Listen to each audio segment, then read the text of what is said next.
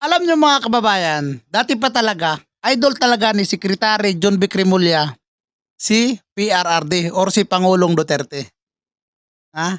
Dati nga Duterte yan siya, di ba? Sinuportahan niya si Pangulong Duterte. Kasi nga idol niya, di ba? Tingnan mo ngayon. Ang pamamalakad dati ni Pangulong Duterte, ginaya ni John Vic.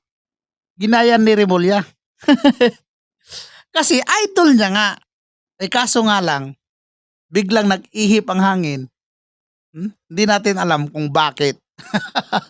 Yan ang hindi natin alam bakit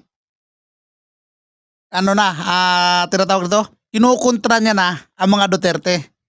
Di ba? Pero ngayon, nagpapahiwatig na naman itong si John Vic Remulla or si Secretary John Vic Remulla. Ginaya niya na ang pamamalakad ni Pangulong Duterte. Yung may curfew na yan, ginaya niya na.